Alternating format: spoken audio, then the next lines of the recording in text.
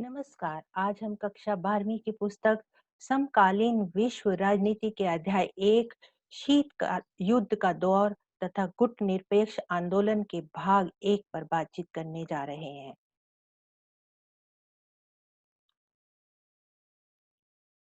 इस पाठ में हम जिन बिंदुओं के बारे में जानकारी प्राप्त करेंगे वे है शीत युद्ध क्या था, द्वितीय विश्व युद्ध, दो महाशक्तियों का उदय कैसे हुआ, कौन से सैन्य संधि संगठन बने, महाशक्तियां और छोटे देशों के बीच संबंध, शीत युद्ध के दायरे, दो ध्रुवीयता को चुनौती, गुट निरपेक्ष आंदोलन, नव अंतरराष्ट्रीय आर्थिक व्यवस्था, भारत और शीत युद्ध, शस्त्र नियंत्रण संधियां। इस वीडियो में हम जिन बिंदुओं पर चर्चा करेंगे वे हैं शीत युद्ध क्या था, द्वितीय विश्व युद्ध, दो महाशक्तियों का उदय कैसे हुआ, कौन से सैन्य संधि संगठन बने, महाशक्तियां और छोटे देशों के बीच संबंध तथा शीत युद्ध के दायरों के बारे में। पहला बिंदु है शीत युद्ध। शीत युद्ध से अभिप्राय विश्व की दो महाशक्तियां अमेरिका व भूतपूर्व सोवियत संघ के बीच व्याप्त उन कटु संबंधों के इतिहास से है जो तनाव, भय और ईर्ष्या पर आधारित था। दूसरे विश्व युद्ध के बाद 1945 से 1991 तक के मध्य इन दोनों महाशक्तियों के बीच शीत युद्ध का दौर चला और विश्व दो गुटों में बंट गया। शीत युद्ध दोनों के मध्य विचारात्मक तथा राजनीतिक संघर्ष था। दूसरा बिंदु विश्व युद्ध तथा समकालीन राजनीति।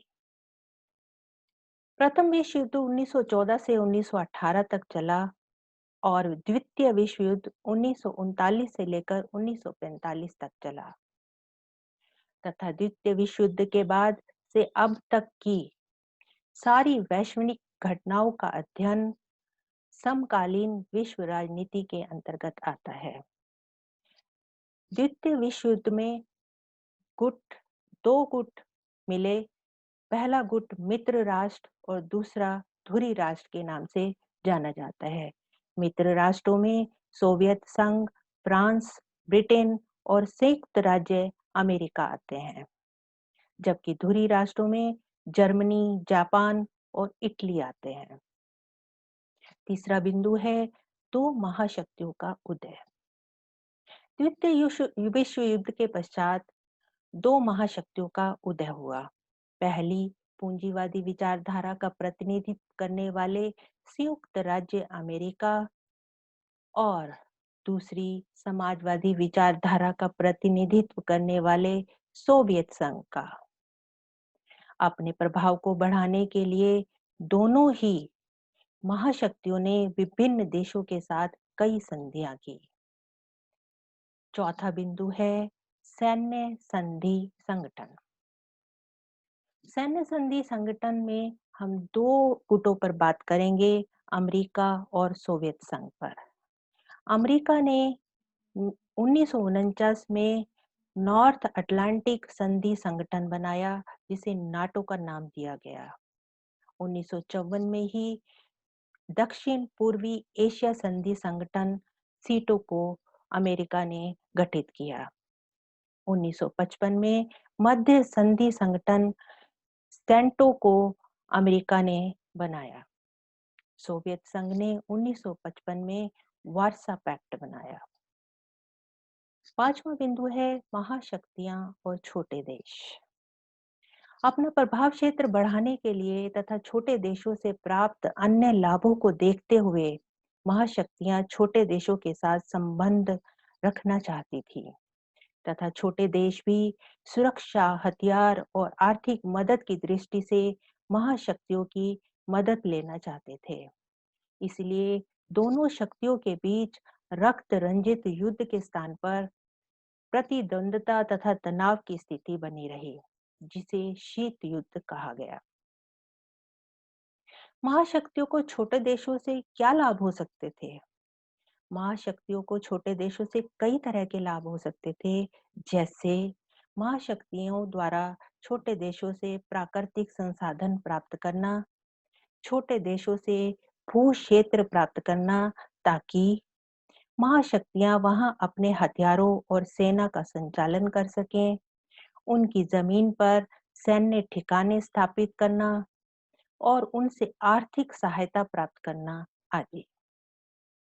छठा बिंदु है युद्ध के दायरे। 1948 में बर्लिन की नाकेबंदी शीत युद्ध के दायरों में मानी जाती है। 1954 से लेकर 1975 तक कोरिया संकट भी शीत युद्ध के दायरों में आता है। 1956 में सोवियत संघ का हंगरी में हस्तक्षेप भी शीत युद्ध में गिना जाता है, तथा 1962 में क्यूबा मिसाइल संकट आदि को शीत युद्ध के दायरों में लिया जा सकता है। पहला बिंदु है शीत युद्ध क्या था।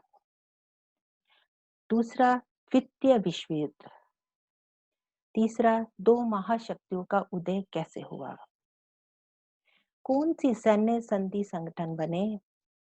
महाशक्तियां और छोटे देशों के बीच संबंधों के बारे में हमने चर्चा की, तथा शीत युद्ध के दायरों के बारे में चर्चा की।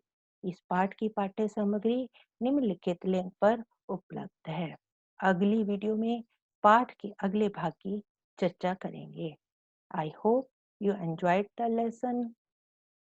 Thank you for your kind attention.